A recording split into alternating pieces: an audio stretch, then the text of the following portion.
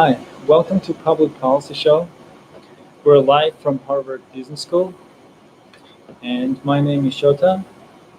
Today we're going to be talking about a small business capitalism project, and specifically, we'll explore a model that we talked about last week, which is based around antitrust. So here is the model, and antitrust helps innovation in an economy because it creates a framework for a free market economy and rise of small business ownership. So antitrust law in the United States was created at the end of 19th century, and in certain countries it's referred to as anti-monopoly law, like in China it's referred to anti-monopoly law, and some English-speaking countries talk about antitrust as a competition law because it creates an environment for new companies to emerge and for a competitive free market economy to develop. Now, to analyze antitrust in depth, we interviewed Diana Moss, and today we're gonna play a clip of the interview and we'll analyze it. With that said, we're going to go to the interview, which is right here.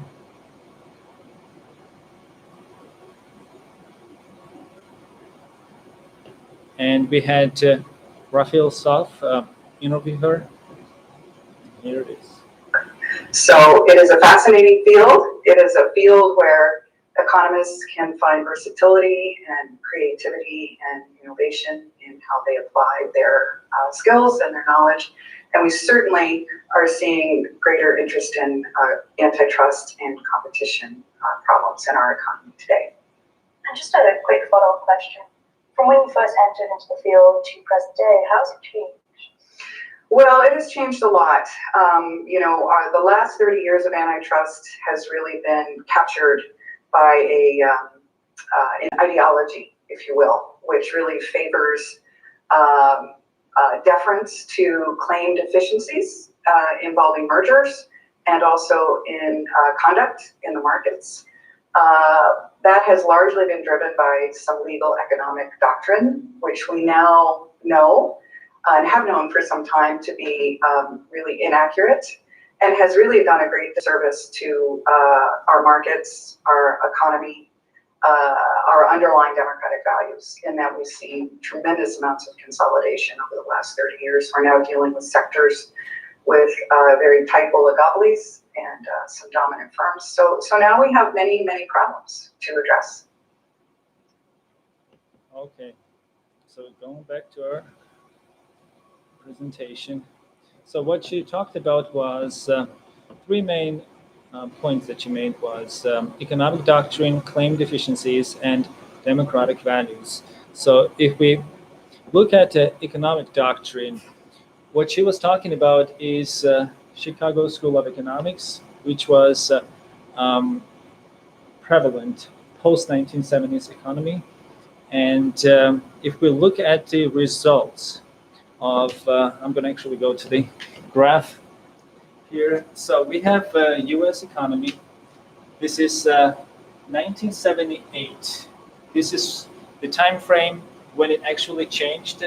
So pre-1970, we had Harvard School of Thought in antitrust, which was that you had large number of small firms in a free market economy. Post-1970s, you have few number of firms in a concentrated market. Now the two graphs here show productivity and real incomes. So if you look at the graph, you see that they're both increasing together, and the convergence ends around mid-1970s. Now, after that, you see a clear divergence of the two graphs, and it's also reflected in the number of firms that are created in the economy. So if you look at it carefully, in 1955, the number of firms that entered the U.S. economy were 128,000. Fast forward 2008, number of firms in the economy are 17,000.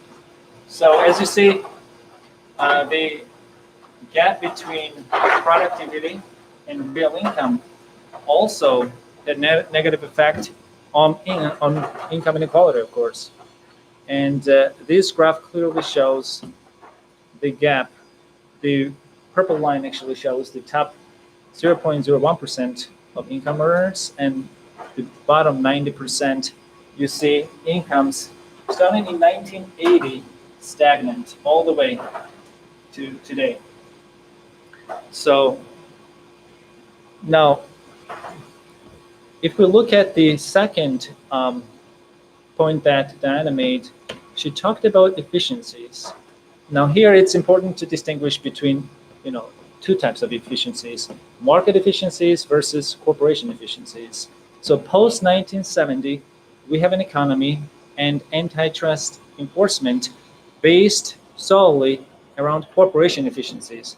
Mainly when mergers and acquisitions were brought together, antitrust authorities decided to approve these transactions based on single entity efficiencies, ignoring market efficiencies in this case.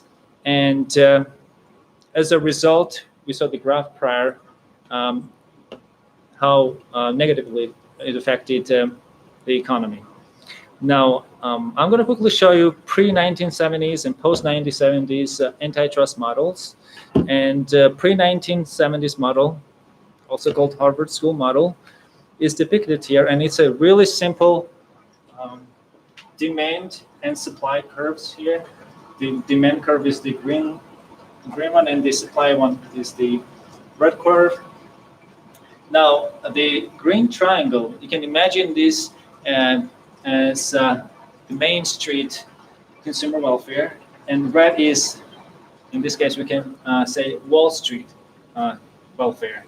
So economic efficiency is reached at the equilibrium where you have price and quantity at the intersection. So this was the model that antitrust authorities were basing their decisions on. As long as the economic efficiency, these two triangles, were somehow equal to each other, then the economy was achieving maximum economic efficiency. Now, let's look at Model 2 that was developed by Chicago School based around prices. So if an antitrust suit was brought to a judge, post-1970s, they decided cases based on prices. So as long as prices didn't increase substantially, then the merger would be approved. Now, if we look at the graph carefully, we see that the two triangles that were around here, the green triangle shrunk, and we also see the red triangle shrunk overall, but the prices went up. But the economic efficiency is less post-1970s model than it was in Chicago school model. Chicago school model actually produces less economic efficiency than what we had during Harvard. And I'm going to quickly go back to Harvard School again.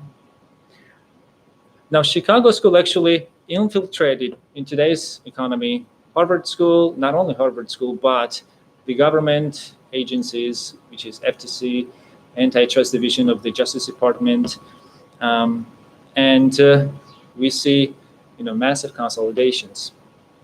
Now, moving forward, this is a model that I'm proposing to incorporate income in antitrust analysis. And the importance of incorporating income in antitrust analysis is the following. For us to shift the entire demand curve, incomes have to rise. So if incomes go up, the entire curve shifts to the right, increasing the ability of consumers to purchase products at higher prices.